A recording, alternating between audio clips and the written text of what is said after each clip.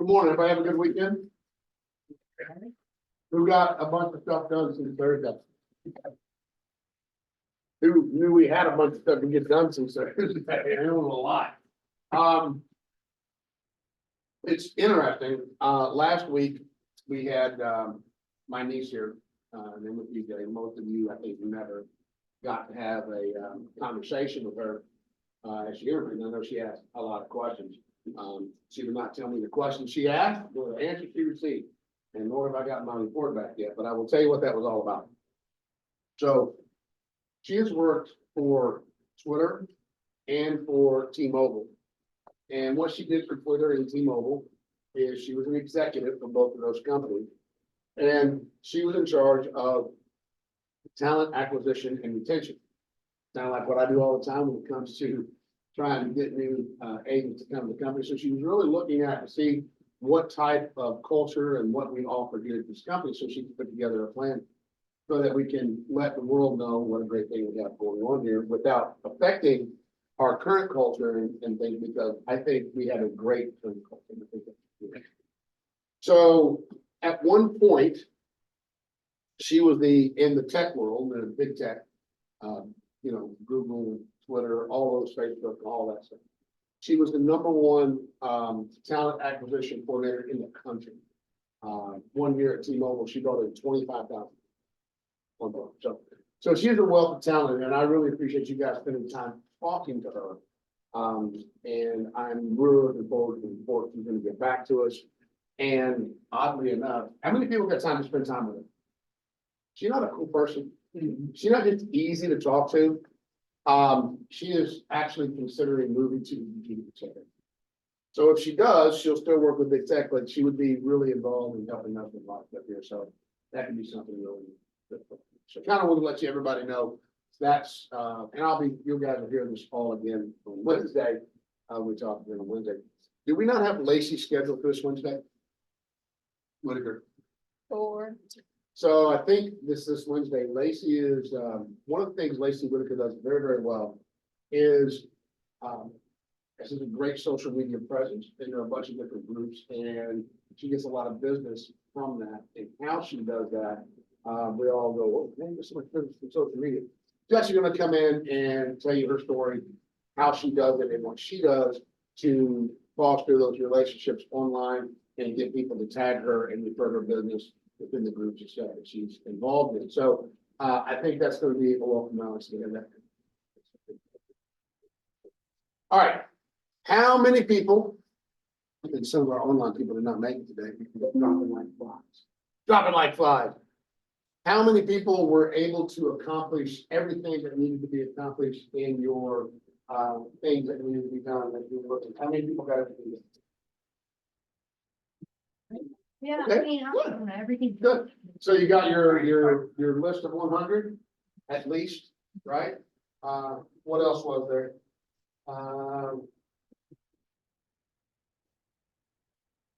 What else was there on your list? Karen, what talk to us about what all you were able to get done? Did you do that? What's that? I did nothing. I mean, talk to me. All right. Let me pull up this.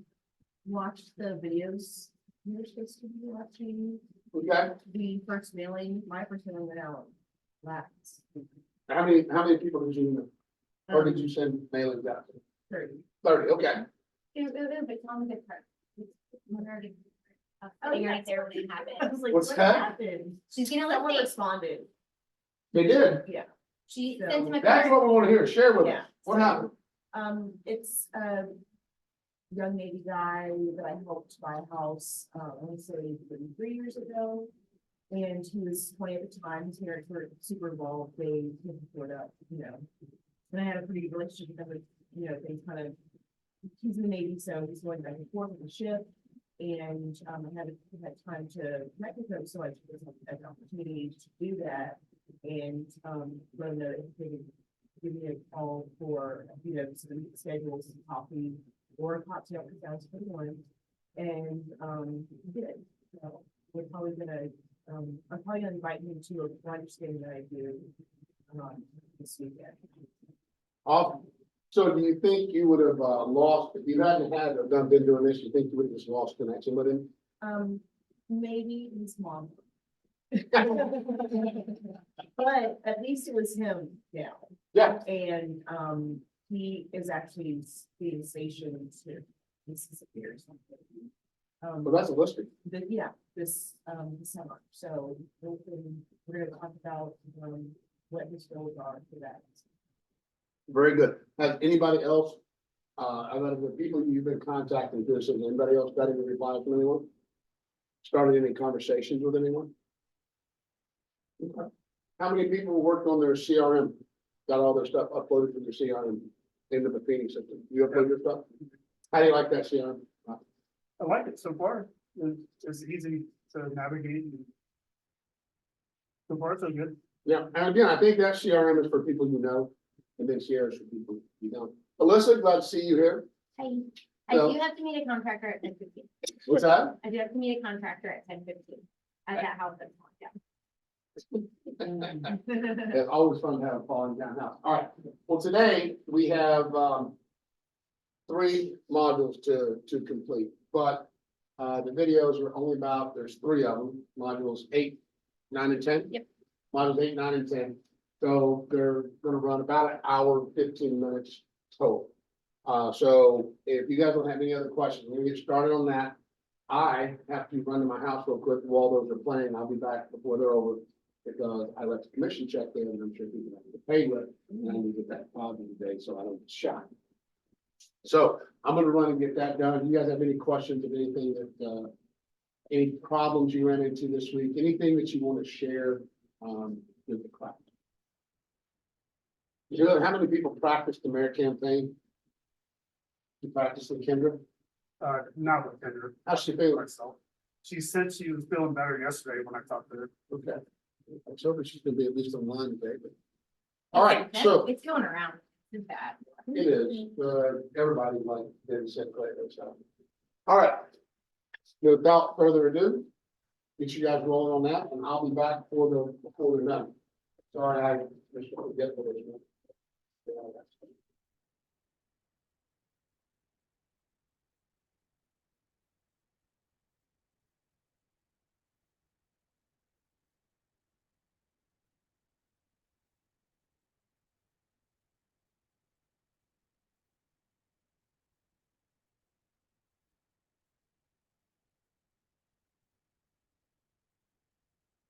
We're right back then.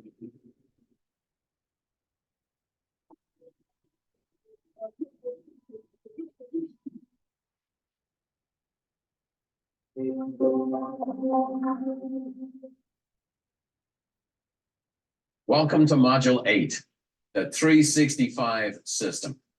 We're going to show you how throughout the course of your day, week, month, and year, you're going to be layering down what we call the stacking effect of marketing and different approaches to ultimately cultivate leads and create great customers.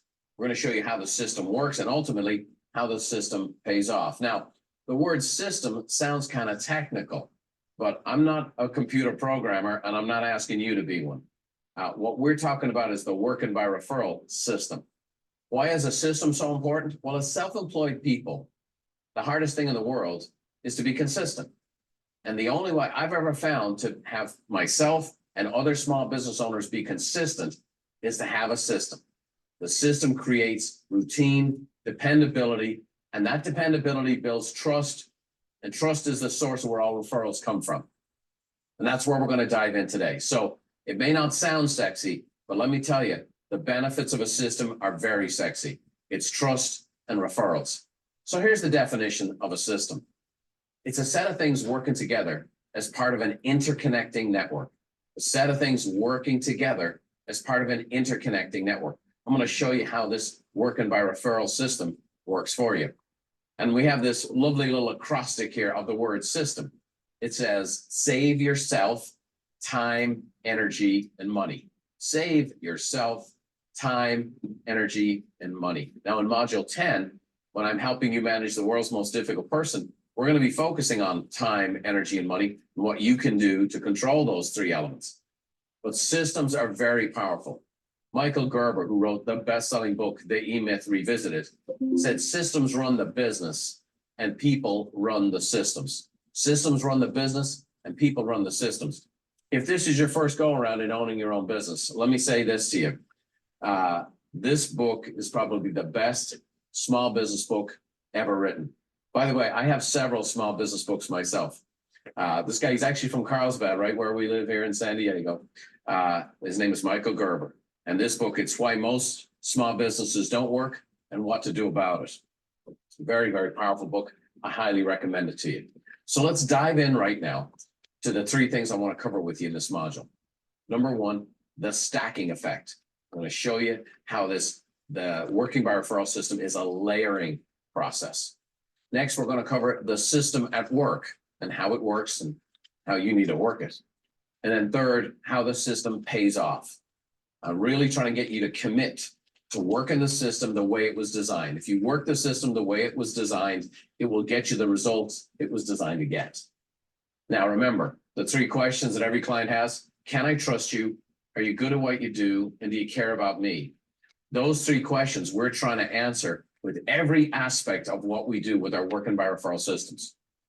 Now, at this stage, you're pretty familiar with our contact systems: mail, e-reports, calls, the care, personal notes, pop-bys, and video, and then breaking bread, client parties, and the media. What we're going to show you right now is what's called the stacking effect. Let me give you a definition of it, and then let me show you how this thing works. And it'll really maybe change your thinking on what you're doing and maybe taking away some of your fears, okay? So the stacking effect is the accumulation of effort and activities that creates critical mass in your database. It's the accumulation of effort and activities that creates critical mass in your database. And I'll be talking more about critical mass throughout the program. Ultimately, what you have to understand about this is when somebody's new and they think, if I do all these things to people I know, I'm just going to be bugging them to death, or I'm going to be high pressure selling them, or I'm going to make people who are my friends and family feel uncomfortable. This is completely the opposite of that, okay? And one of the reasons for it is you're coming from so many different ways. You're coming at things and interacting in so many different vehicles and so many different dynamics. So let me show you what it looks like. So let's say we start off here with the mail. Well, everyone in your database can get the mailings. The mailings are valuable. They have your letter. Your first mailing is, hey, I'm in the real estate business. And then here's this item of value, as we call it, this first mailing, where it's some really cool information that's very valuable to the recipient. Well, everybody can receive that. So that's the first layering effect. 2 weeks later, we know, we're saying on the 1st of the month, we send out the mail. On the 15th of the month, again, everyone again can get that e-report. So we're layering. And so view this as a three-dimensional view. We're looking from above. So imagine the database is on the bottom, and this is just layering on top. We layer the mail in first, and now the e-reports. There's similar design. There's a look and feel. There's a similar message, but different. And so now all of a sudden, it comes at it from a different angle. One, they get it in the mail. Next, they get it in their email. Then we're going to make some phone calls. Now, this is important to understand. This is your first test. If you're going to make phone calls, where do you start? Who do you call first? That's right. You'll start at the very beginning and work your way out. These are the calls you'll make. Don't call everybody in your database. You'll call a few. And again, we're layering, stacking effect. You've sent them the mail. You've sent them the e-report. You might not get to everyone with your calls. Now we move on to writing personal notes. And I always like these in gold. And there's a pretty good idea. You'll write a note to everyone you've called. It's a pretty good idea. Then we'll do the pop-bys. And the pop-bys are very powerful, okay? And again, you'll start with your favorite people. Bring in a little something. It's a layering effect. They've already gotten the mail. They've already gotten the e-report. You might have put a call into them, let them know you're coming. You might pop by and then write them a personal note. It's a stacking effect. Layers on top of one another and coming from many different dimensions. People love this.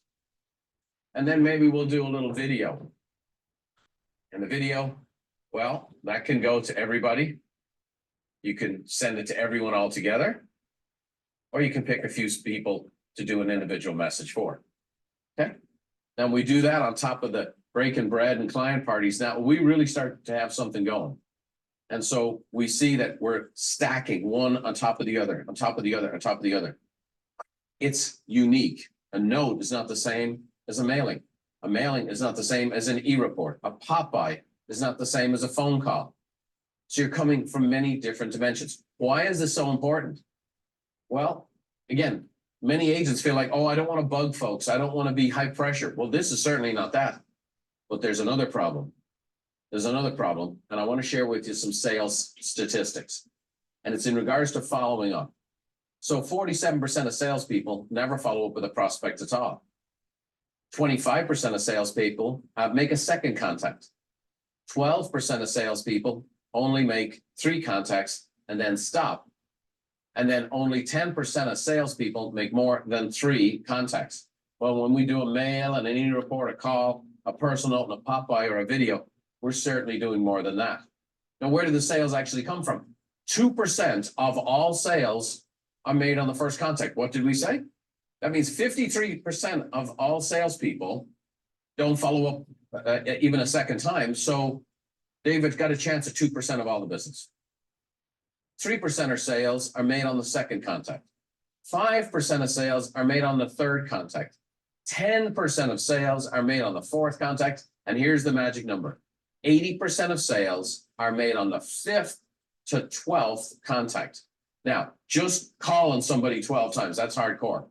But sending them something in the mail, sending an e-report, making a call, writing a personal note, doing a pop-by, doing a video, taking someone for a lunch, okay? Using text messaging or social media messaging. Boom, boom, boom, boom, boom, boom. 80% of sales are made on the 5th to 12th contact. There we go again, the 80-20 rule. You're being trained to be part of that 20% of the best that do what it takes. I learned this without having sales statistics very early on. So I showed you my picture where I started my real estate career. I started my real estate career from a hospital bed, got my license, got into the business, did some training. My very first week in the business, I did an open house for another agent, okay? This lady walks through the house on a Sunday afternoon. Wasn't a lot of activity going on. She walks in. She didn't look like, she just looked like an older lady, a grandma of some sort. She had a little, looked like sauce on her blouse. She walked in. She didn't look like she had any money. And she asked me a couple of questions. I knew some answers. And then because I was new and it wasn't my listing, she asked me a couple of questions. And I said, you know, I don't know the answer to that, but I'm new and I'm enthusiastic and I'm fired up. And so I have all the answers you need back at the office. I'll get them for you and I'll follow up with you. Okay? Just like I'm teaching you. So Monday morning, I find the information that this lady was looking for. I follow up and I call her. She answers the phone. She goes, hi, this is Anna. Anna, this is Brian. We met at the open house. You had a few questions. I didn't have the answers. I want to follow up with you. There was a pause, like an uncomfortable pause, like I felt like I'd done something wrong. And then she goes, she says this in a very quiet way. She goes, they never follow up. I go, I'm sorry? She goes, they never follow up. I said, who? Real estate people. They never follow up. I said, well, I'm following up right now. She goes, yes, you are. She goes, I want to buy my grandson a house. I already know the house I want to buy. It's not the one you were holding open on Sunday. Here's the address. Here's what I want to pay. Do an analysis for me. And then come on over to my house tonight and represent me. And by the way, I showed you the card that I had to borrow to go to Anna DeLeon's home. I went to that home. She was a sophisticated real estate investor. I was a rookie agent. I'm gonna be honest with you. She was helping me as I was filling out parts of the contract. We put an offer, we get it accepted. Anna DeLeon, before she passed away, purchased 11 homes for her 11 grandchildren. And I represented her on every single one. I was actually named in her will to represent her estate for the purposes of liquidating all her real estate assets. That was my very first client. You can say, I was lucky. Boy, Brian, you walked into that one. Here's what happened. I followed up with Anna. She said, they never do. I was a brand new baby agent. She knew that. She didn't care. She saw my willingness and effort to do what it took. And by the way, I stayed in contact with her. I sent her lots of emails and mailings, and I did a lot of calls over the years, and I always popped by. I found out she liked these one type of burritos from this little restaurant near Coronado, and I would drive over there special, and I would pop by for her and her family. Okay, I knew what she was all about. And wasn't I lucky that she did 11 transactions with me? No. Over time, I cultivated that relationship. She trusted me, and I did business with her. By the way, I did business with her children and some of her grandchildren who later moved out of state. This is a system that works. It builds relationships. It builds consistency. It doesn't bug people because it comes from so many different applications. All right. And it's a stacking effect. So let's just talk a little bit about the system at work itself. On the contact side, again, we want you to send the mailing on the first of the month to your entire database. That's when you're working the system perfectly. All right. Now, however you started the program, on whatever module we tell you to send out the mailing, send that out. But after this course ends, what you want to be doing is the first of the month is the mailing, and then the 15th is going to be the e-report. So make up those follow-up phone calls.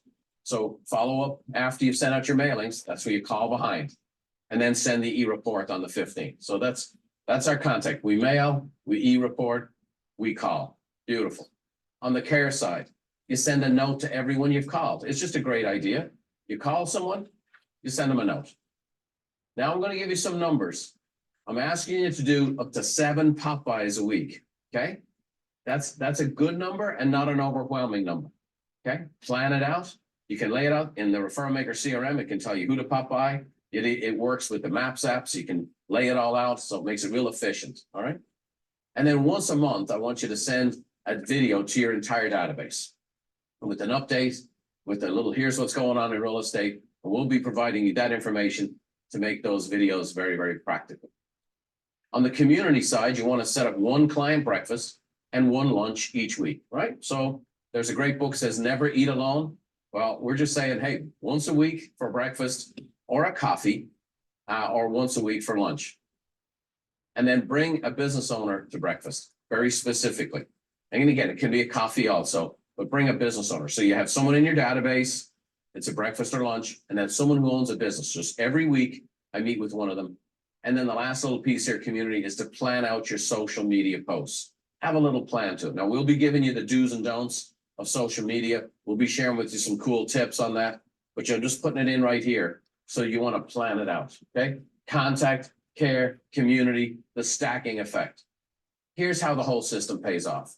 It's called critical mass. I used to kid around. Is that a priest with a bad attitude? You know, what does critical mass mean? Well, there's in the science, it can be the point at which something explodes, right?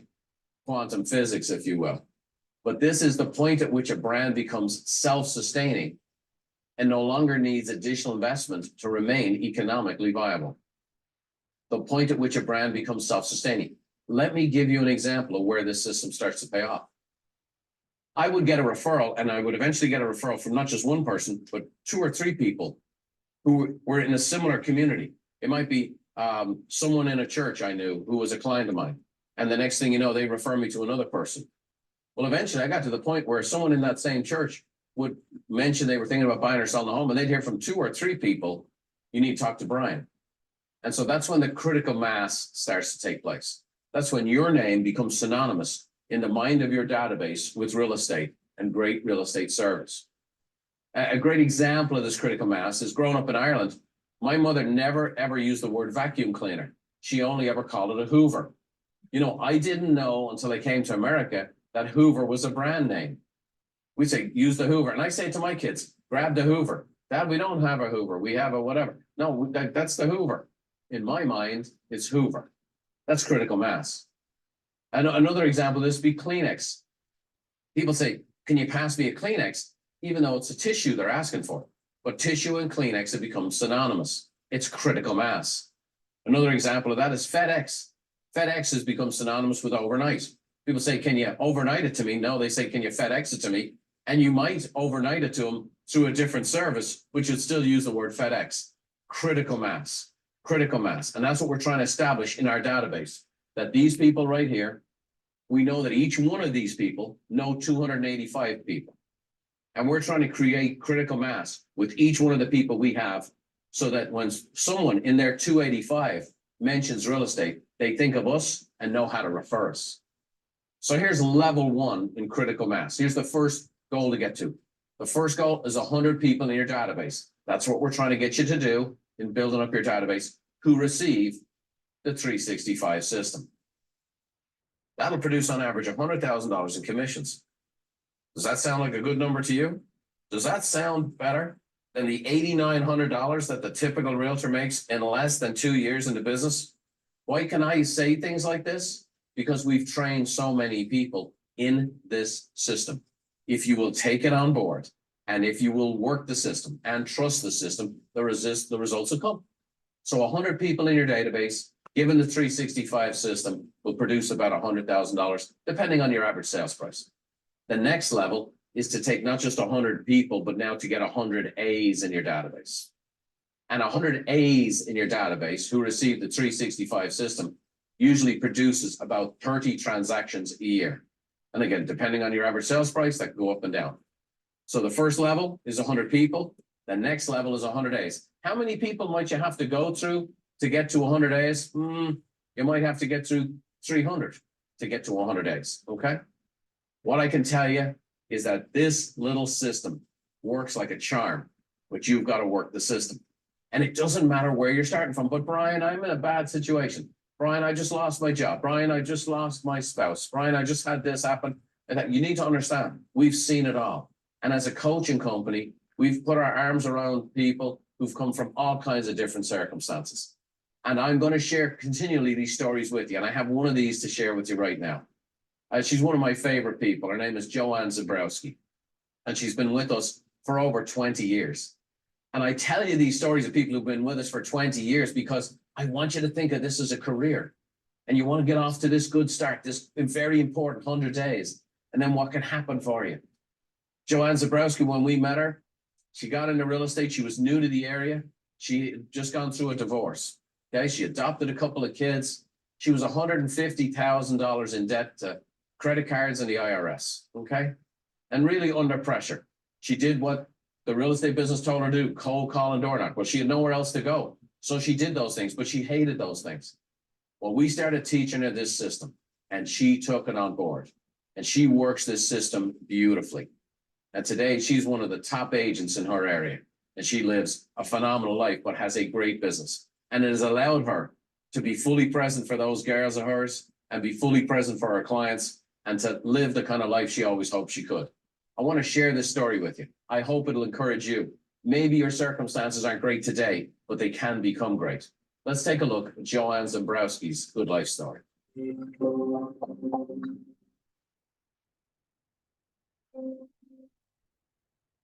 So I've been in real estate for about 21 years, and I got into real estate because I felt I was good at sales. When we moved here, we sold our house and had a realtor do it. And I said, that looks so easy, and I thought, I can definitely do that. We had been married for 15 years, couldn't have kids. And we took a trip to China. We adopted 2 girls, Kristen and Sarah, a year apart. Came out here, I didn't know a soul, got my license. The only thing you can do is cold call. It was a 7-day a week, 8 to 10 hours a day, and it was hard. It was not a nice life. In about the year 2000, I got divorced. He left us with no money. He left us in debt with IRS and credit cards of $150,000. During that time, I kept thinking there has to be a better way to do this. And I just wasn't happy. So then I went to a half day that Brian had, and I just said, this is it. Shortly after that, I signed up for coaching, even though I didn't have much money, but I said, this is what I got to do. When Joan came to us, we worked on her business plan. She had some random thoughts and ideas what she wanted to do with her business, but we put together a plan that made sense for her and set some goals. I just knew that I had to get all this debt paid off. It took me about 5.5 to 6 years to get that paid. I paid off everything. My coach was so helpful in getting me through that. And he kept telling me that I could make it through, and I just had to go out there and keep working. But we really utilize her great work ethic. She sets goals with personal notes, and she wants to achieve 50 personal notes in a given month. And she does a whole lot more even beyond that. She had written over 1,200 personal notes. That has a lot of impact on people. I think by doing the calls, notes and pop-bys and the events, I think I've kind of created a little community within my client base. I have a whole basket of notes that I've gotten in my office, and I get notes daily because people are just thanking me. And I just feel so good that I can brighten someone's day. My mom is my biggest role model by a long shot. She works tirelessly and she's so selfless in everything she does, and she's always really positive. She's always pushed me to do what I want to do, and I know she loves what she does. She's so good at it. So this is a letter that my daughter wrote. So she says, I'm grateful for all the little things you do for me and for all the good times. Remember all those little notes you used to leave in my lunchbox? I still have most of those tucked away somewhere. And all those times we went to St. Paul and played soccer in the rain, or we stayed up late talking. Those always stand out to me as some of the very best times. I'm so fortunate and lucky to have parents who are always there for me, who understand and will help me out and cheer me on no matter what.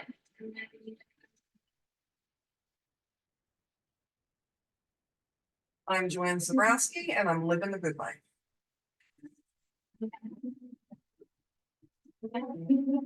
Great stuff.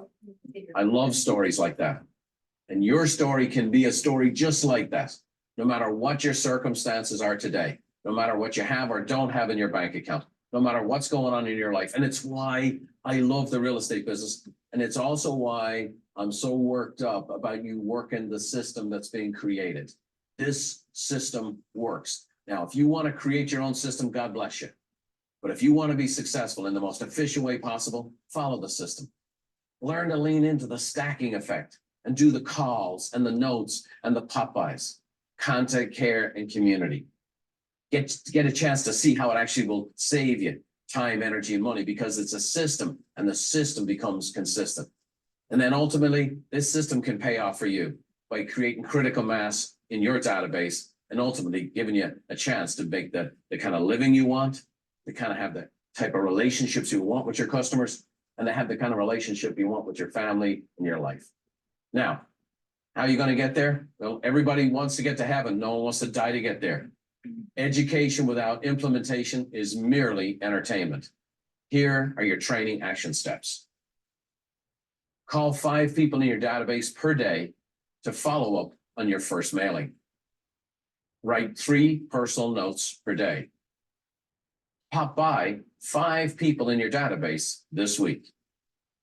Add 5 people to your database this week and meet one of your favorite people for breakfast or lunch this week. It's going to be a full week. It's System 365. You're up and running. Let's get after it. In Module 9, I'm going to share with you how to become a time management wizard so you can handle all these activities. We'll see you then.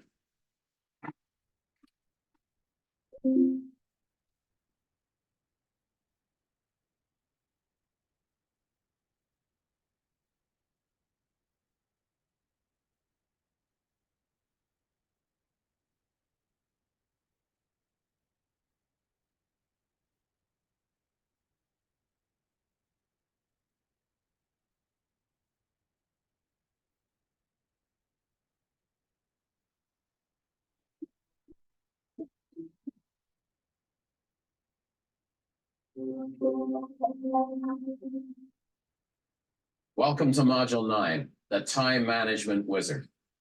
You know, you don't get paid for your time in real estate. You get paid for the value of your time. When you have a job, you get paid for your time. You show up, you do your 40 hours, you do your 50 hours, you get compensated. You get paid on the 1st and the 15th.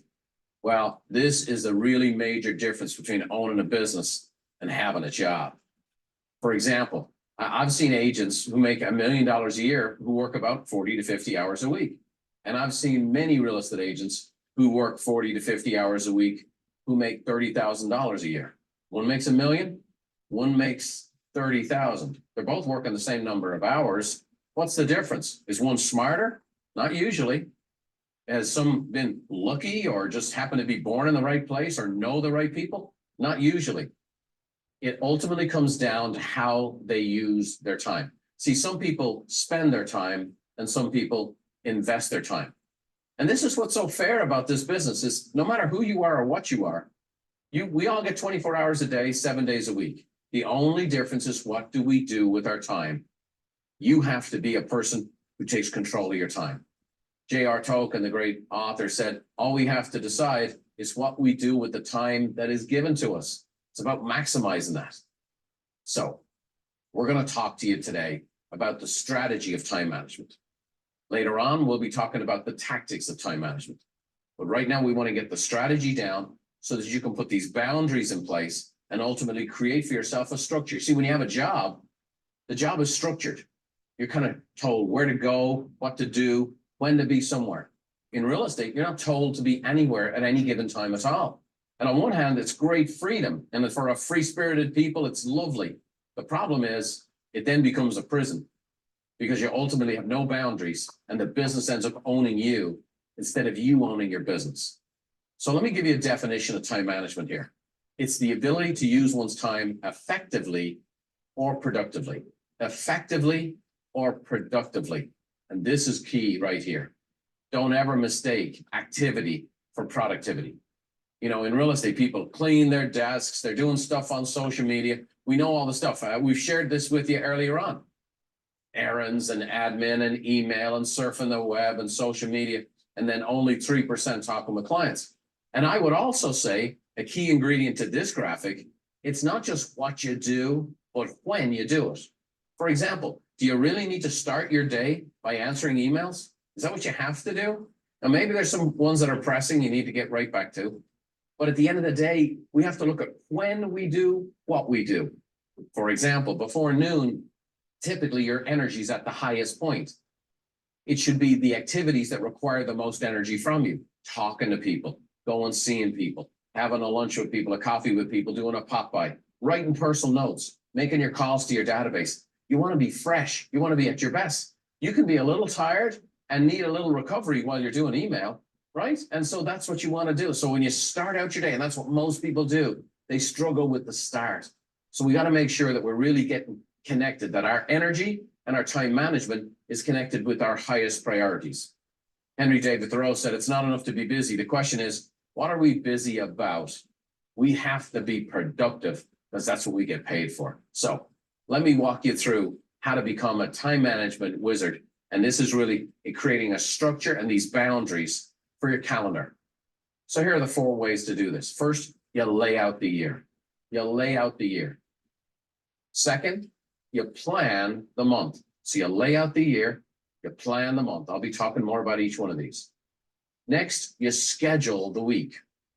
You schedule your week, or your week schedules you.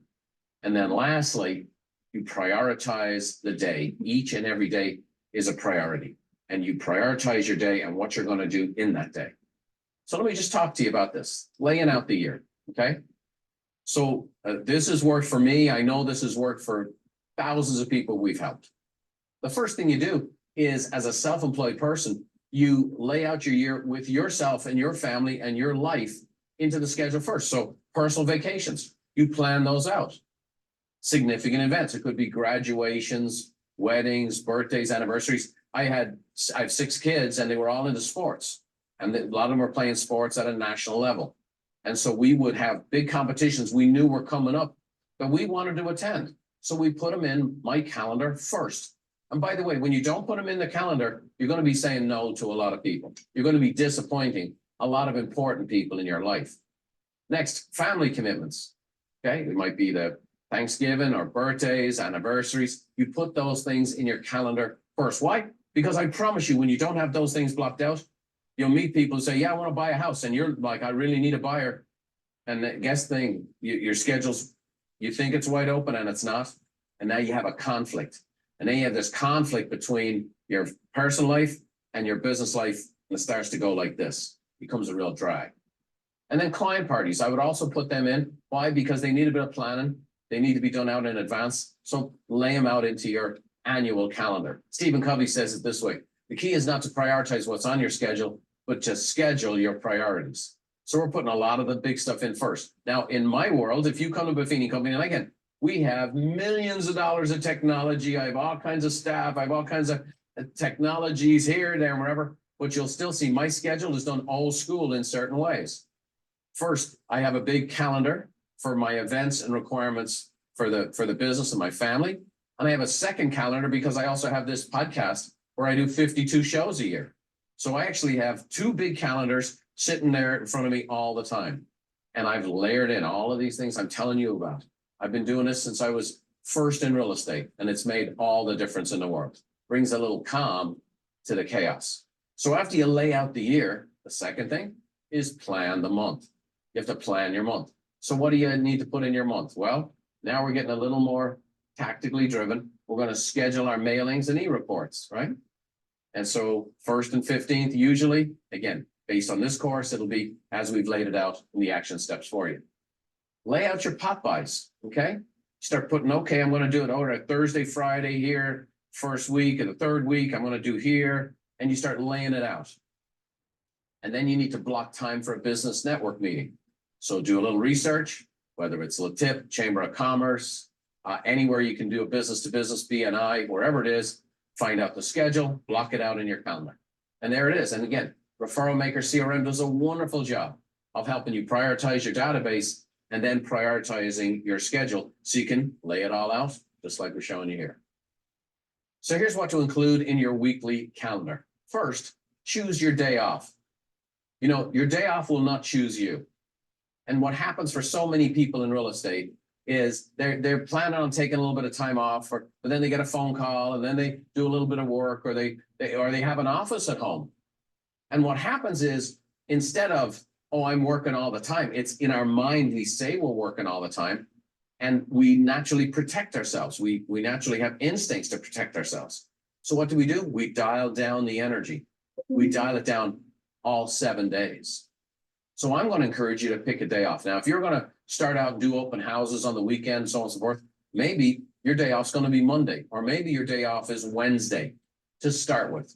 But pick a day. And that doesn't mean you might not have a call or two to do something, but just plan on taking a day off. Plan on telling the ones you love you're taking a day off, doing the things you normally do on a day off. And by the way, that means 6 days you're after it. So choose your day off. Next, prioritize your lead generation activities. It's just critical. Your lead generation activities have to be prioritized. And here's what I get all the time. People give me this feedback. Brian, when do you find time to do the calls and the notes and the pop-bys? Let me tell you, I find time to do the other stuff. I find time to clean the desk. I find time to check out social media. I find time to do that. But I don't find time. I prioritize time for doing my calls, for writing my notes, for doing my pop-bys, doing the lead generation activities. I prioritize getting my mailing out. I prioritize sending the e-report out. I prioritize recording and sending a video to my entire database. That's prioritized. You'll hear us talk about these throughout this program as non-negotiables. And then lastly, set aside specific times for buyer and seller appointments.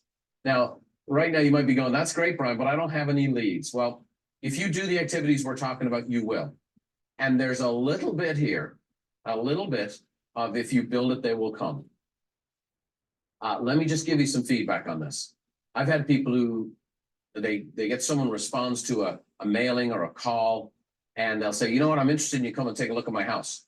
And I'll hear an agent say, well, I didn't have my makeup on, I didn't have my hair done, I was just in my sweats at home.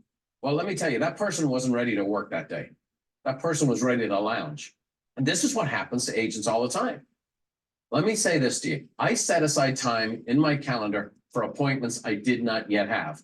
And I put my unconscious mind to work to try to get appointments. And if I couldn't have a buyer or seller appointment, I would go and visit a business owner. I would do pop-bys. I would fill up those calendar spots with lead generation activities. But I gotta tell you this, the number of times where I was shaving in the mirror and I said, I'm gonna sell a house today, and I didn't have any appointments. And the number of times that happened was shocking to me. So let's make sure our mind and our physical appearance is ready to go to work. Make and set aside time in your calendar for these appointments. And that's why in the CRM, you'll see it gives you great feedback of what's going on. How are you doing with the calls you've made and the notes you've written? Sometimes you'll find you're behind, sometimes you'll find you're ahead as you lay out that week. And then lastly, we want to prioritize the day. Now, this is crucial. The value of each day is so valuable to your business. And it's important because what happens with folks, especially if you're behind in finances or you're not getting a lot of business, it's easy to go, well, what's another day? You know, it's the person who's 40 pounds overweight says one more piece of pizza is not going to hurt me. Well, it's easy to get to that place and you lose the value of each day. And so each day is really critical because it builds upon the next, okay? One day won't change your whole life, but one day can be the step that leads to changing your whole life. Zig Ziglar used to say to me, Brian, you don't have to be great to start, but you do have to start to be great. So here's how you need to start your day. Have a daily to-do list, a daily to-do list. Whether you do it the night before or first thing in the morning. I like to do it first thing in the morning when I get up, when I'm fresh, and I do a to-do list, and then I rewrite it by prioritizing it. Okay, what's an absolute A+ critical thing to get done? Very valuable to the business. It'll mean it was a successful day. So I write out a to-do list, and then I rewrite it, okay? So have a daily to-do list. Next, exercise is a must.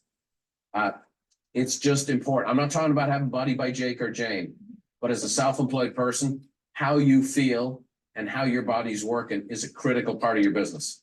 So some kind of exercise. It might be just bring your shoes to the office, tennis shoes, and go for a walk if you have 45 minutes. I get a half hour in. Whatever it is, some form of physical exercise. And I'm going to say this to you. I came from the trades, right? House painter's son. I was used to working with my hands. When I first got into real estate, I would go home exhausted. And I'm like, I didn't move. I wasn't climbing up ladders and working on scaffoldings and all the things, carrying around 5-gallon buckets of paint. And I was exhausted. And what I didn't understand for a while is it was mental exhaustion. Well, here's the thing. You're taking on this training program. You're trying to absorb all this stuff. You're in this new business. It can be exhausting. And your body can feel like you've had a workout all day, but you haven't moved. So this is also a very important time. You need to exercise to move your body because your mind is going at a much faster pace in a business like this. And then the next thing you want to do in your calendar is block out some flex time. Flex time to respond to things, to adjust to things. Things never go quite as they planned in real estate. So you want to have a little bit of flex time, maybe a half hour in the first half of the day and a half hour in the second half of the day. And that's why we have right here in the CRM, the win the day status. And I'm going to talk to you about that here in a minute. But the win the day status is really a critical component for how you ultimately win in your career. So let me walk you through this because so many people, I've heard this stuff. You get into real estate, you need a prospect. Find new leads, 8 hours a day, 8 hours a day. Baloney. That is not what's needed. And by the way, that is not sustainable. That is a path to pure burnout. That's why we have the win the day formula. What I found in helping people sustain their careers is this. How many hours are in a day? 24. How many hours do you need to win? Listen, to win the whole day? 2. You need to win 2 hours to win the whole day. If you do 2 hours of the right stuff in a day, you had a great day. How many days do you need to win in a week? Well, there's 7 days in a week. Do I need to be perfect? Do I need to have all 7? No, 4. So 2 hours out of a 24-hour period, 4 days out of a 7-day period. How many weeks in a month? Well, 4.3 technically. How many weeks do you need to win the month? 3 weeks. And how many months in a year? There's 12. How many do you need to win? 8. So 2 hours, 4 days, 3 weeks, 8 months. And you're a winner. And by the way, in that winning, there's a lot of lack of perfection.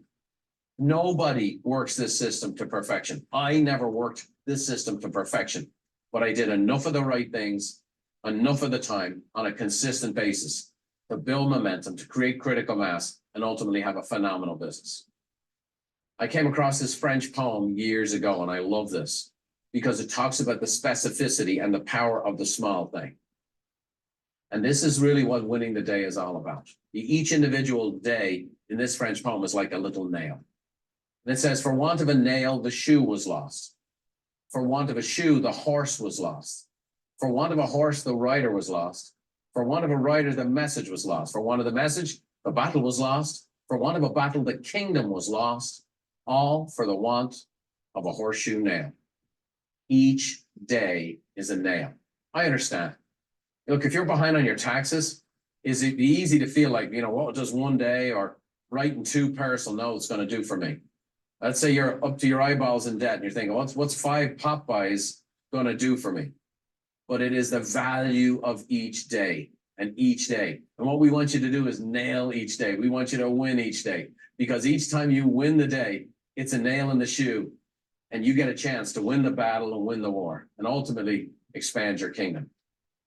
Being a time management wizard means you structurally lay out the year, you plan the month, you schedule the week and prioritize the day. That's the structure. And that structure creates these boundaries. And now you can do a great job and have a good life. Well, I'm going to tell you a neat story. It's one of our good life stories. Her name is Lindsay Harrell, and she's from right here in San Diego, a part of town called Escondido. And Lindsay came to us. She really wanted to do well, and she really threw herself into the business, okay? And she started doing well when she started working our system. She started getting some leads, started making some sales. And what's very typical in this business, and a little bit of a cautionary tale, is that when you start doing well, sometimes you feel like this business can own you. And she felt like her young family was being really left and just in the wayside and getting the leftovers. So now in this case, she worked with a coach to do these structural pieces, but ultimately as she structured her time and became more of a time management wizard, she became more productive, did even more sales, but had even more time for her family. And you can do both. You can grow your business and grow your life at the same time. You just need really good systems to do it. So here's a great example for you that can really encourage you that you can do both. You can have the great business and have the great life when you become a really good time management wizard. Here's Lindsay Harrell's story. I didn't know where to begin in terms of generating leads, getting in front of people, finding that first buyer. In the beginning, I did some door knocking in my neighborhood. I saw basically no activity from it.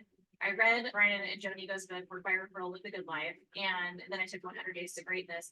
Sure enough, the leads started rolling in. It was, 1 client, 2 clients, and then eventually my first listing, but I had no accountability on the personal side. And eventually I found myself putting business before family. Work was the priority. My personal life and my marriage were not coming first. I found myself picking Remy up at daycare, putting him to bed, and then working until 2 or 3 in the morning to get everything done. It was just going on and on and on like that. I was tired and I was overwhelmed. I was miserable, feeling like I wasn't succeeding in my personal life or my professional life. In a business that I love, I was feeling like I just kind of wanted it to go away. I was like, something's got to change. I need somebody to step in with me here. And so I signed up for coaching and was partnered with Coach Deborah White Rice. She heard everything I was saying and she was hearing my personal struggle. She focused on setting boundaries with my business. It was like a triage situation where she was jumping in and going, okay, here's what we're going to do first. We're going to make sure that you are spending this time with your family. No calls returned after 6 p.m. And it was hard for me to do, but I did it because she told me to. And that was a major change right there. So she put in these little systems that put these really amazing boundaries in my life where I could be very present for my family and very fulfilled by that. And then also when I was working, very present in my business and for my clients. So this is my 5th client appreciation Easter egg hunt and brunch. And I have a really hard time putting into words how grateful I am for the friendships that I have through this business that I absolutely love. You get one life, one chance at all this happiness, and it's a really cool way to actually feel like you're serving people and helping them, and the rest of it just falls into place. Working with Coach Deborah has transformed my business and my personal life. It's so empowering for me to show my kids that you can control your own destiny. You have a big say in this.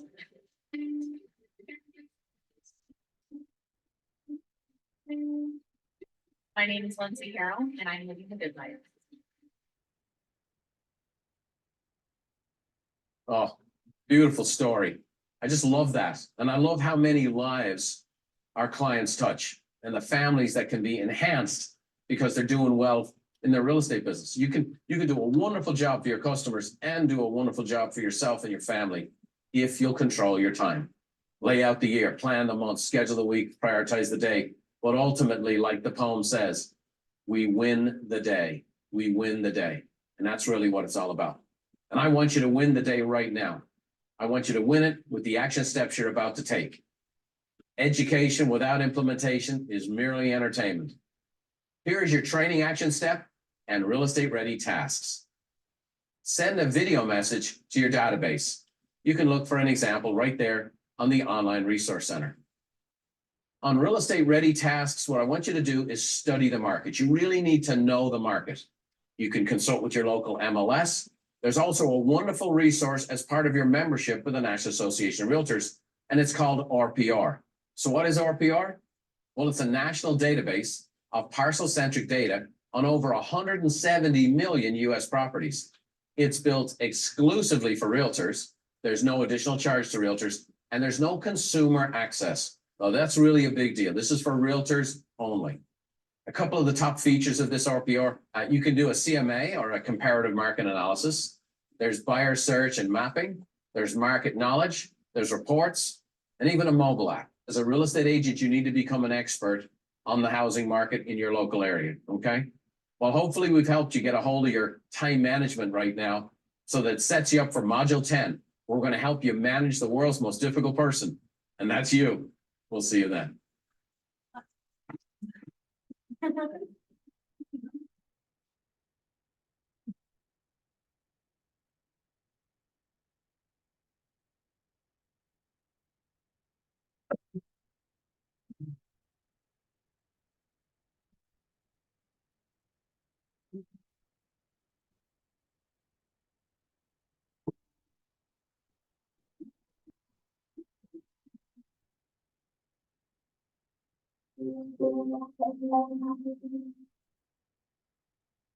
Welcome to Module 10, Managing the World's Most Difficult Person.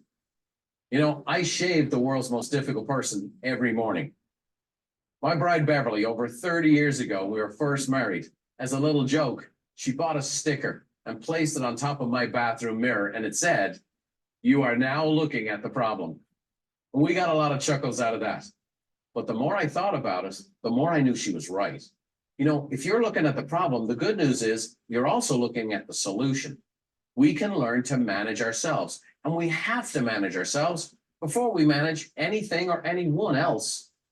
You know, you're asked to manage people's real estate, their single biggest financial investment, and the challenges that come with helping people buy and sell a home.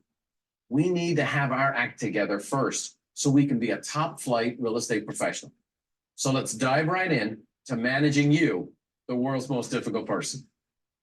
There are three elements that we're going to cover: time, energy, and money. Time, energy, and money. Again, this is very much business thinking, not job thinking. In managing the world's most difficult person, time, energy, money. Now, in Module 9, we covered how to be a time management wizard. That was about the structure of our calendar. Now we're going to talk right now about time management tactics. So here's a couple of great tips. First, you got to stick to a daily routine. You got to stick to a daily routine. Here's a definition of routine. It's a prescribed, detailed course of action followed regularly. A prescribed, detailed course of action followed regularly. Routines, you have routines for a lot of things. And when we do routines, eventually they become second nature to us. You have a routine, I have a routine for brushing my teeth. And what happens is we do it the same way, almost every single time. So it becomes unconscious. And that's what we're hoping to do for all of you, is that initially these routines, I have to remember to write notes. I have to remember to do calls and pop-bys. I have to remember what to say. Well, the more you do it, the more you do it, the more you do it, the more routinized it becomes, the more unconscious it becomes, and you become an unconscious competent. So here's a couple of tips on how to stick to a daily routine. First, start each day at a set time.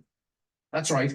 You own a business, but you want to have aspects of it where you're like a job. I'm going to show up at a certain time, even if you're working from home. You know, shower, shave, just like you're going to the job. Put on your makeup, get dressed for work, get dressed to see a client. Have that expectation. Have your breakfast, do your workouts, start each day at a set time. Now, end each day at a consistent time. And that's where you have more of a range, or where you know you're not going to set the day, whereas I'm finishing at 5, because real estate has some adjustments, but you want to be consistent. and say, you know what? I'm not just gonna keep in here tooling around on the internet, tooling around on paperwork, cleaning desks, working on MLS, updating a flyer. And the next thing you know, I've kind of cruised past when my family would normally be getting together to have dinner or hang out or some social activity you do or exercise activity. So try to have a consistent end time. And then schedule the non-negotiables before noon. In our last module, I talked about how you need to put the important stuff before noon when your energy is high. These are the non-negotiables, the calls, the notes, the pop-bys. That's the non-negotiables. You need to really do those early. John Maxwell said, you will never change your life until you change something you do daily. The secret to success is found in your daily routine, no question. Here's the next tip. Utilize time blocking. Utilize time blocking. Now, time blocking is creating mental and physical barriers to allow you to eliminate distractions. So mental and physical barriers to allow you to eliminate distractions. Sometimes it's as simple as turn off your phone, okay? Now, for me, the most important way to do this for lead generation is using what we call time blocking. And time blocking is scheduling specific time each day for lead generation. Specific time each day for lead generation. How many hours are we looking for a day? Well, you're killing it if you do 2 hours a day. Next, create a productive environment. I am very environmentally sensitive. So typically, if I'm going to go do some work, I have to actually kind of clean my workspace and have it all organized so I can feel kind of at ease. So what do I have to do? I have to schedule the time before the time. I have to schedule the time to get organized and clean to create that productive environment so I can go to work. And then again, make lead generation non-negotiable. I'm just finding many ways to say the same thing sometimes, but I really want to encourage you in this. You know, the easiest thing to do with 100 Days to Greatness is got it all wrapped up in the real estate ready tasks. They are crucial so that you can be operating as a real estate professional. But you could do every real estate ready task and not generate a single lead. The lead generation is what generates the leads. The leads are what makes the clients are what makes the sales, and the sales is what keeps you in the business and has you earning a living. Another tip here for your time management is to utilize power hours. Utilize power hours. You want to utilize power hours at a minimum of 1 per day. Okay. Now, if you do 2 hours a day, you're a rock star. And that's why right here in your program, we have this simple little sign. Now, this is a cool thing to laminate. If you're working from home, stick it on the outside of the door. If you're in an office, stick it in front of you so that you see it at all times. Power hour in session. Do not disturb. It's a simple little thing, but we've created these years ago. Our clients really love them because they help people really focus. A power hour is now in session. Next, on the power hour, get it on the calendar. Get it on the calendar. Call it that. Stay very focused. Give it 60 minutes. Okay. And then take a break when you're done. Take a break when you're done. Now, one of the dynamics of taking a break, whether it be a day off or ultimately taking a vacation. I learned this from a gentleman who became a good friend of mine by the name of Tony Schwartz. And he and a man named Jim Lair wrote a best-selling book called The Power of Full Engagement. And they're talking about managing energy, not time, is the key to high performance. So he talks about taking a break so you can manage your energy. And that's really where we want to go. I've given you some nice tips here on how to manage your time. Now we want to talk about managing your energy. So let's talk about it to start with. There are energy drainers that we need to be aware of. For example, fear and worry. Fear and worry are energy drainers. You know, it takes just as much energy to have hope and optimism as fear and worry. Fear and worry will drain you. And so even when you're doing a power hour, you don't have any debts, you don't have any bills, you don't have any problems. You just take that fear and worry away while you're doing your power hour. Indecision, not knowing what to do and how to do it. Well, thank God you're taking this training program. We're taking the indecision away from you. And then lastly, and the real estate business is full of this, is drama. Real estate agents love drama because it's kind of an adrenaline rush. Lots of stuff's going on. It makes you feel alive. We have a little phrase around here that says, save the drama for your mama, okay? Drama is an energy drainer. We don't want energy drainers. We want energy givers. So how can you boost up your energy? First and foremost, physical exercise. Now look, you don't have to be body by Jake or Jane here, as I mentioned, but you are a corporate athlete. I wear this Apple Watch, not some fancy Rolex or whatever else. And the reason for it is because it gives me feedback every day. So here's an example of a day when I'm exercising, standing, and moving. And this gives me, how did I do in a given day? But it also gives me feedback on how did I do in the month? Was I consistent? And I get to look on my phone, it gives me that feedback. And I'm in a situation where sometimes I've had a long day. I feel exhausted because I've been using my mind. Hey, I need to go for a little workout or a 4-mile jog or something like that. Get the ball rolling. Physical exercise. The next energy giver is mental intake. Mental intake. What are you reading? What are you watching? What are you listening to? If you're watching the news, if you're taking up all the clickbait on social media, there's a pretty good chance you feel down. Mental intake. What are you listening to? What are you watching? What are you reading? Are you putting the good stuff in? We all know garbage in, garbage out. Good stuff in gives you good energy. And then written goals. Now, we'll be coming to a module very soon about writing goals. And writing goals and having goals are great energy givers. So we know what the drainers are for energy. We know what the energy givers are. And now what we want is energy sustainers. We don't want just an energy giver like sugar. We want it that long-lasting, sustained energy. We want a long-lasting career. So here's one of the more surprising things of what sustains your energy is tracking your progress. Here's why. When you put your activities into the CRM, when you log in how many notes you did and how many calls you did, how many Popeyes you did, because you might not see any results for days, weeks, or even months. You have to track the activities so it can sustain your energy. So look, I'm doing the right things. I'm doing the right things. I'm doing the right things. And so the only way to do that is to track. The next thing is associations. Who are you hanging out with? You want to hang out with people who are doing well. You want to hang out with people who are being successful. You want to hang out with people who are being positive. You want to hang out with people who have a good outlook on things. Will Rogers says a man only learns in 2 ways, one by reading and the other by association with smarter people. And lastly, accountability. We got to have some accountability. Nick Saban, tied for the winningest coach in college football history, says there's 3 things we can't have. We can't have complacency, we can't have selfishness, and we can't lose our accountability. Accountability is crucial. You know, for right now, you can be accountable to the commitment you made for the 100 Days to Greatness.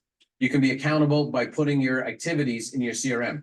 Maybe you're accountable to your broker or mentor who's helping you through this program, or a fellow student.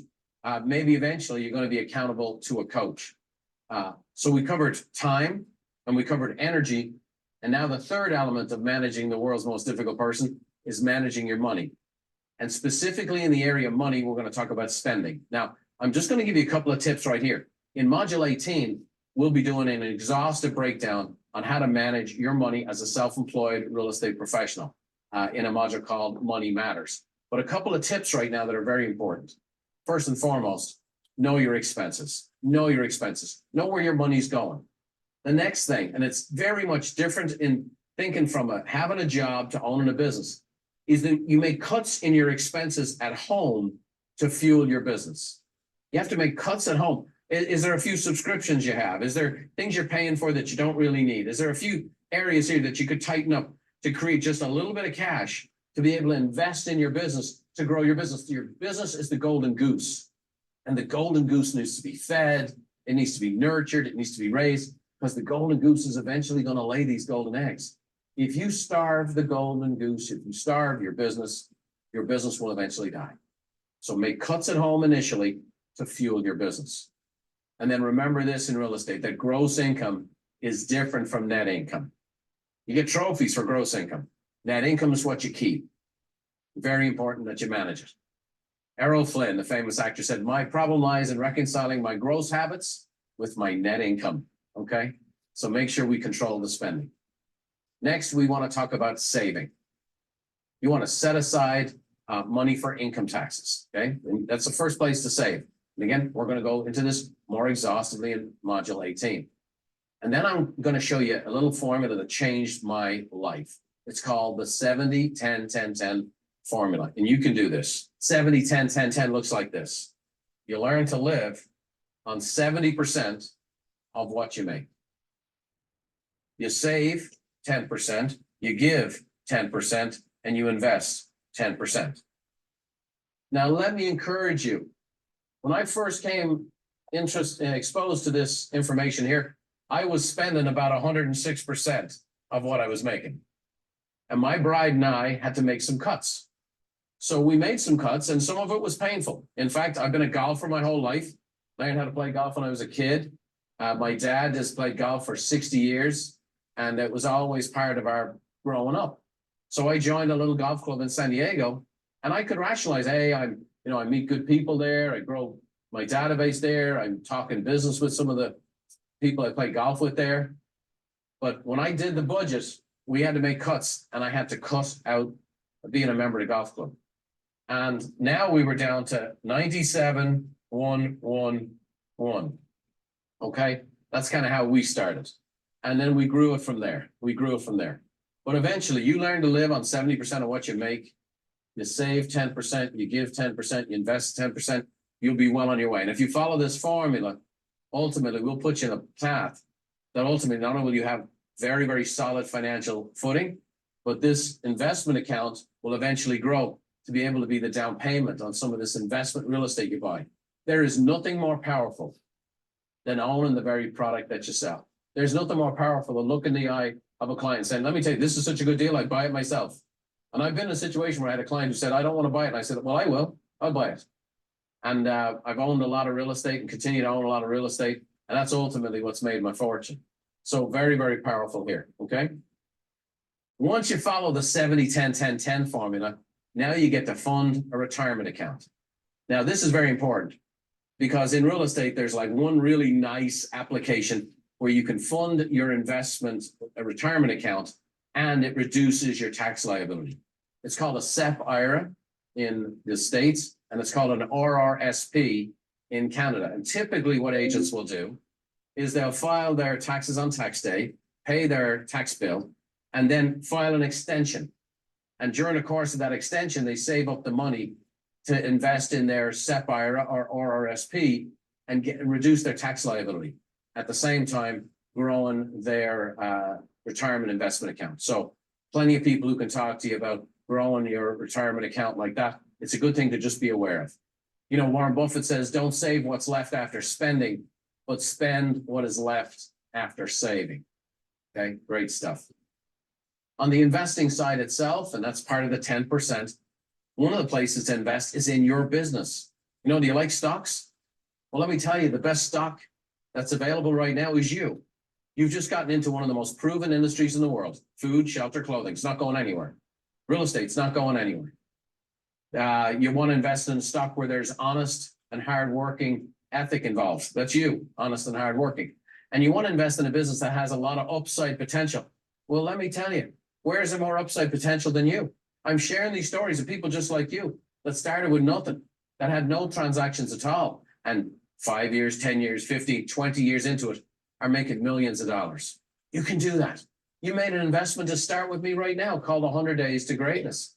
And there's more opportunities to invest in yourself as you go. So you want to invest in your business.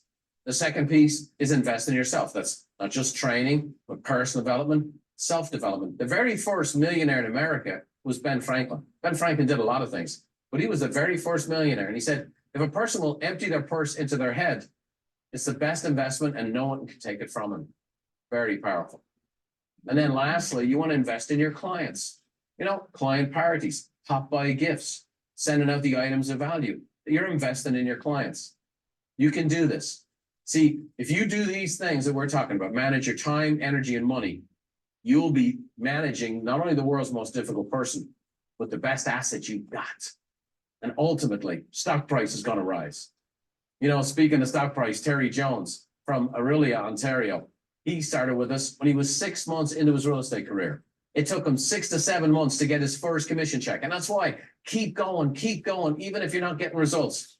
You know, he ended that year with 27 transactions and earned $190,000 in commissions. You may think that's like a fairy tale. That can't be true. Well, doesn't it make sense?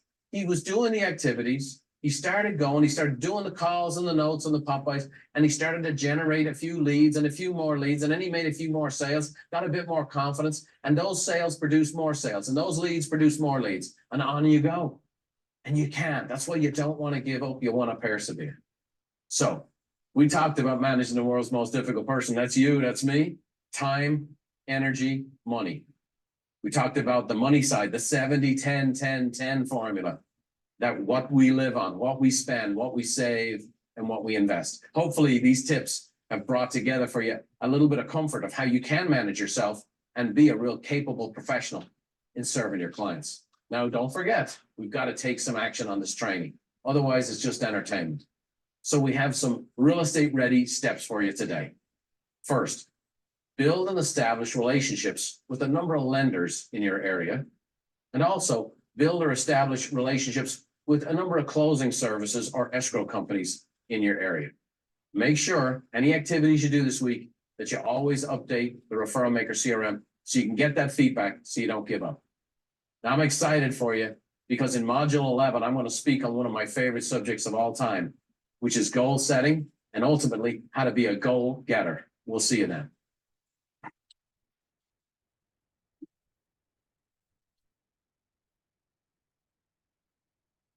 So they'll make it back. The dog needs to stop.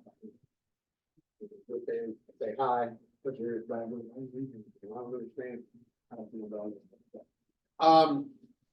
If you didn't, at the end of this chapter, on page 10, there's your week 3 summary. So I'm hoping that everybody has gotten everything done from the week 1 summary and everything done from week 2 summary, right? Kind of helps keep doing tasks and, time blocking, because we talked a lot about that today, and how to really kind of keep yourself on schedule and without burning yourself out, right? I think that's super important. But how many people in here have sat down with Carrie Williams and said, hey, these are the things that I'm looking at doing this year. How do you want to be involved? She has a lot of marketing material that she can help co-brand with you that will help you save some money in the company. How many people have done that? If you haven't done that, it's probably a good idea. Call Carrie, make an appointment, say, hey, I want to talk to you about what I'm doing this year and how we, as a lender partner, you can help me accomplish some of those things. And so she has a lot of things that she can do to help you with that. As far as something simple as open house flyers and things of that nature, and they just take some of that weight off your shoulder. Also, how many people have had an opportunity to use Kaplan's office? No, Kaplan? Nope. Okay. If you get a chance, or if you want to sit down and talk with me, how many people are okay using Kaplan? At least give me a try. Cool. He is one of the things that I really do appreciate about his office. A couple. Number one, when you're using his office, you pretty much can call him directly on weekends or whenever. He will call you back. He will help you answer some of your legal questions that you have when you're running the problem. You're running the problem all the time. And then the other thing is that if you send a file over there and your processor is just not somebody you get along with, you don't feel like you're getting a service or your client's getting a service, he won't even ask you why or what the problem is. He may, but that would be his first thing. His first thing would be like, no problem, I'm gonna move you over to this person. And he will move us 24, 25 processors. And so he'll make sure you're with somebody that is giving you the kind of service that you want. Not saying that processors are bad, but we all work a little bit different, right? And I've been with some title companies and some settlement companies where this processor is assigned to this company, you like her or you don't. And so he's got a kind of a unique system that everybody in here may use a different processor, but the way the system here is set up, that's okay, right? We still get credit for all those things that we do, because we have that decision alignment. So I think those are 2 really important things that he talks about that I think you should absolutely do. Can you do that? Yeah. Yeah, it's I've had an outlet put in the ceiling. And it's actually where that camera runs from the laptop that gets powered by that. But that's a really, that cable, I mean, what, squirrel. The cable is like $150 to have that cable. It's great. The other part of this is you have a lot of action steps that you have. Call 25 people, write 15 notes, go see 5 people in your database, add 5 people to your database, right? And then meet one of your favorite people for breakfast and lunch. And I think you're already doing the brunch, so it's gonna be more than one, you knock out a lot of that. And then send a video message to your database if you want to. Some people don't do that, don't like to see the videos, but bomb is kind of a really good thing that works. So there's a thought process to do something like that. And then your real estate ready task is study the market. RPR is okay, but I think that if you look at the market as a whole and do some independent research on what's happening in the market, like I was reading this morning, what are the best states for Gen Z affordability in homes? And there's a lot of the southern states. Or does anybody here know that a report just came out and we're at an all-time high median home price? Anybody know what the median home price is across the country right now? $90,000. It's the highest it's ever been, right? We're also had a year-over-year drop from last year. And it's the biggest drop in 30 years, 6% decrease in home sales year over year. Now, have to look at why that is, right? So this is the kind of knowing your market that's important. So why do we have a 6% drop year over year nation? And it's because last year we got hit all of a sudden, interest rates went from year to year. And everybody went put on the brakes, right? So the interest rates started to come back down. So understanding these types of things about the market is what makes you that consummate professional and allows you to be able to talk about real estate in a professional manner, because this is your industry and the things that you understand.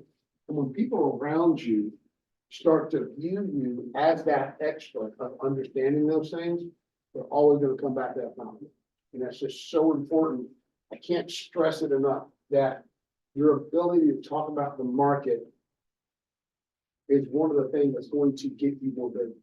If you're at a gathering and a function and people start to understand that everybody wants to talk about real estate, right? Everybody wants to talk about that, but then it's the one thing that just about everybody is investing in. Not everybody's invested in the stock market. Just about everybody's invested in the real estate world, right? And if they're renting, they surely want to be invested in the real estate world, right? Because what is a house? It's an investment. Everybody, oh, it's a home. Yeah, it's a home. It's an investment, right? And you have to look at it. So if you start to understand the market, if people understand you understand the market, every time you're around them, they're going to ask you about what's going on in the market. Can't tell you, I don't think I've been with friends of mine. They always ask, yeah, what's going on in the market? Because I've always got up to date and very valid information. Those always lead to referrals, right? And then, especially if they ask me, I got one buddy who used to be, that he understands how important it is for referral. He doesn't really give referral, but what he will do, every time we're around somebody new, he'll ask me about real estate just so that other people understand that I am very knowledgeable in that. And when you become knowledgeable in that, people want to get their information from you. So that's why I'm harping on that so hard about studying the market, really understanding what's going on. Build and establish a relationship with several lenders, and we already talked about that. So you guys got a lot to do this week. How many people are excited about it? All right, so get your plan together, write it down right now before you leave, what you're going to do to accomplish this stuff. Get in your calendars, write down, okay, let's just time block. There's a lot of stuff here that has to happen, right? And we talked about, Brian and Pete talked about today, putting that stuff in the calendar, getting it written down, getting it scheduled. So get all these tasks scheduled. And when do you schedule them? These are your priority action tasks, or when you make them scheduled? Before what? Before noon, right? Because then you're not having a big old lunch and want to go lay down with bed, like me. Late lunch sometime and go lay bed. Any questions from me? Okay, guys, my schedule is always open. If anybody, you ever want to have, just sit down, have a one-on-one with me, talk about where you're at, talk about your goals, talk about what's coming up, or you discuss some ideas you want to run faster. If you will contact that, she will put you on my schedule, and we can do it in person. We can do it on Zoom. We can do it on the phone, whatever you want to do that. Cool. All right, we'll let you guys get out of here. Next Monday will be our next meeting. We're back on track now. So let's make sure we get all of this stuff done. Follow up on your action steps from week 1, 2, and now 3. And let's just continue to build on this momentum and really work through. Thanks, guys.